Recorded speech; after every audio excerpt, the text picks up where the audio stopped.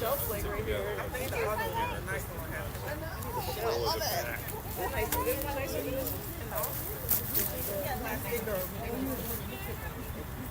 But it doesn't have.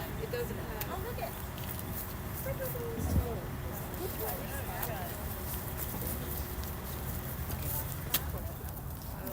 Okay. All right. Well, we're gonna go ahead and get started then. All right. Are we ready? Okay. I'm ready. All right. I need to. Are you ready? Are we on? Are we on? We are. We are on? Oh, so I should just start. 1 second, please. 1 second. All right. What? Oh, you're still waiting. Oh, yeah. Place this in front. Appreciate that. Just let it sit there. All right. Are you good? Yeah. All right. Good afternoon, everyone. I am Dr. Donna Christie, President of the Prince George's County Educators Association. You'll have to excuse if I have a little bit of laryngitis today, but when you're the voice of 10,000 educators, you really don't get a chance to give it a rest. Since 2018, PGCEA has engaged in open bargaining with PGCPS that allows the public to be involved and engaged. Thank you. Can you hear me now? Do I need to hold it up? Yeah. All right. It allows our parents and our community to be engaged in our negotiations in a form of contract negotiations called bargaining for the common good, where we're not just bargaining for our pay and our working conditions, but also looking at our students' learning conditions and what we can do for the greater community to support our community to be a better environment for our children to be successful in. So when educators unite with our students and our families and communities, everyone benefits. In this bargaining cycle, PGCA is prepared to challenge the elements of our school system that operates as average. But we believe that Prince George's County can be exceptional. Our brilliance and innovation come from our diversity. And yet we have some real challenges. We have a large number of vacancies. Right now in our bargaining unit, that's about 800 people. Prince George's County Public Schools will frame that as 93%, which sounds okay. But when you consider that 800 teacher vacancies by 30 kids in a classroom is 24,000 kids without a teacher, it's a little bit more significant. And when you add on top of that, we have about 2,000 conditionally certified educators. That's 80,000 children without a highly qualified educator. So we need to do better. We need to do better for our educators. You know, we attract educators to the school system with high compensation, with competitive compensation, but we retain them with good working conditions. And our educators' working conditions is our students' learning conditions. So to start negotiations, we reached out to PGCPS on November 8th. We proposed to meet on December 10th, that's today, in open session. However, PGCPS responded that they would only conduct negotiations in closed session, even though we have been doing open session for the past 6 years, and our last 2 contracts were negotiated that way. On November 25th, our lawyers let us know that the Public Employee Relations Board has exceeded its statutory authorization and the regulation is clearly contrary to state law. So we requested PGCPS to reevaluate their position to avoid any unnecessary delays. On December 5th, PGCPS again denied our request to meet in open session. So here we are today, on the day that we were supposed to start negotiations, and Prince George's County Public Schools wants to shut the door on families, on students, and educators, and close negotiations from the public. We believe they should be open and transparent. We believe our community has a right to know what our proposals are to solve the problems that we see as facing our school system. We know that open bargaining is the right thing to do. And we want it to be collaborative. We want to solve the problems facing our school system. We believe that having open bargaining, being able to bring the public to the table, allows us to work collaboratively to have a better school system. We want to ensure that the voices of those who are directly impacted by these decisions are valued and heard. We don't believe they should be silenced. So our first priority for negotiations is to secure open bargaining and guarantee a seat at the table for our community. The Board of Ed must ensure PGCPS meets PGCEA in open sessions. Bargaining for the common good is an essential first step toward making real progress for our schools and community. So I want to talk a little bit about what we're bringing to the table. What is PGCPS so afraid of? So we do want to talk about fair compensation, of course. We have to be able to, if we're going to work here, we have to be able to afford to live here. Prince George's County is an extremely high market to live in. The cost of living is very high. And right now we're hearing that our educators just can't afford to live here and work here. And we need to attract highly qualified educators. There's a shortage nationwide. It's a competitive market to bring employees here. So we need to be able to recruit. We want smaller class sizes for our students so that our teachers have the opportunity to actually connect with their students, get to know their learning styles, and help them progress academically. We want less time testing and more time teaching. We shouldn't be spending a fifth of our school day and a fifth of our school year on testing. And that's about what it is. 1 out of every 5 days is disrupted by testing.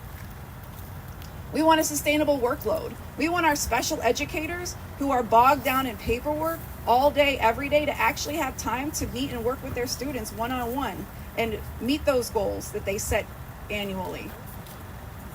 And we want a healthy and safe learning environment for our kids.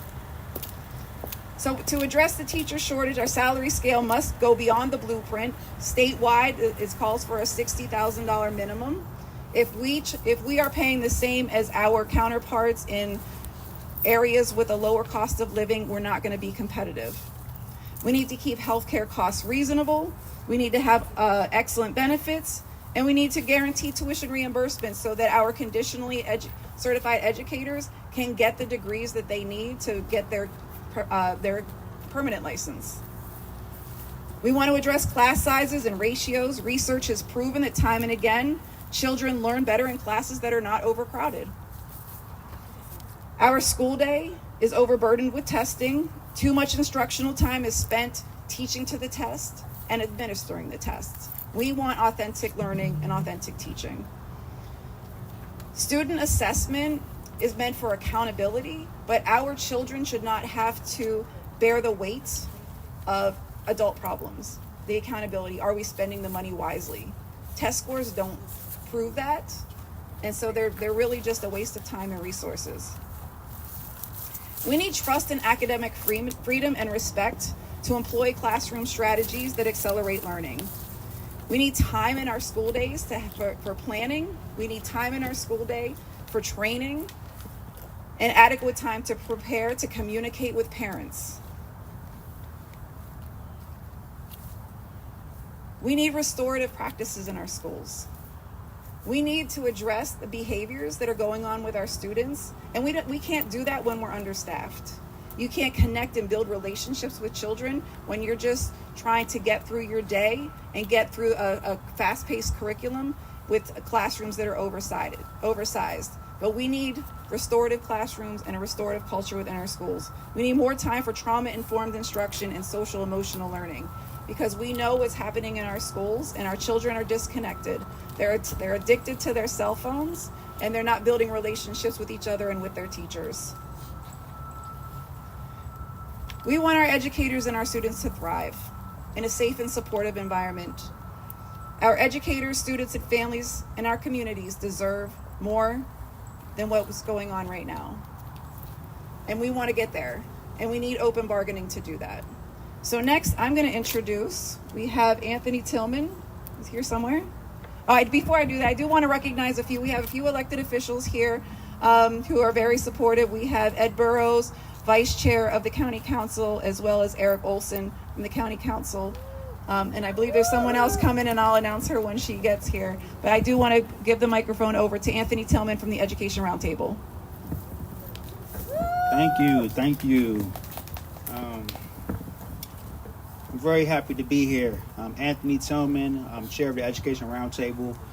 Prince George's County Public Schools. And most importantly, I'm a father. So that's was really, a great thing for me. Collective bargaining is more than a process. It's a critical moment in a broader campaign to make the challenges we need in Prince George's County Public Schools. Prince George's County Public Schools face real challenges. Vacancies that leave classrooms understaffed, lack of resources, a lack of transparency that erodes trust. Those are not small hurdles. There are systemic issues that demand systemic solutions. Since 2018, Prince George's PGCEA, Prince George's County Education Association, and Prince George's County Public Schools have embraced open bargaining, a transparent and inclusive process that brings all stakeholders to the table. This model ensures that decisions impacting our schools are made up in open, with input from those who know our students best, the educators, families, and community members. When collective bargaining is transparent, inclusive, and collaborative, it becomes a powerful tool for progress. It ensures that the voices of those most directly impacted are not only heard, but valued.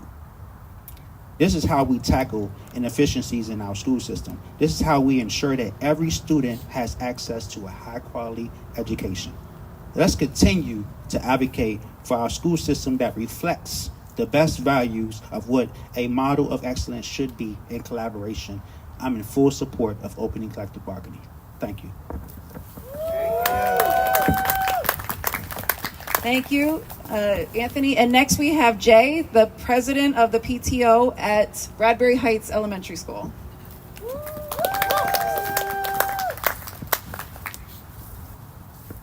Thank you. The parent body at Bradbury Heights believe that negotiations should be inclusive and transparent. Parents want to ensure that teachers are being heard and valued. Their livelihoods affect our children daily. We have a plethora of changes that need to be made by the school board. PGCPS has a numerous amount of inefficiencies, inequities, and most of all, a lack of transparency. Before this school year is out, I challenge the parents of PGCPS to champion for our educators in sessions, in public meetings, and especially at your local school. Thank you. Thanks, Jay. Thank you to Jay and Anthony for standing with us in solidarity. We appreciate the continued support of our families. We all want our kids to go to school that foster love and learning and give them the tools they need to succeed. PGCEA is going to continue to use this opportunity to involve the larger school community in the vision we want for our schools and our neighborhoods. Instead of being alone and isolated in negotiations, we are going to continue to join together with families and the community behind a common vision for PGCPS. We will not go back behind closed doors. We will keep negotiations open and transparent to the public. So thank you again for joining us. And that concludes. If there's any questions from anyone, I'm happy to take them. If not, it's really cold and dreary and rainy out here. And thank you to all our members who came out today.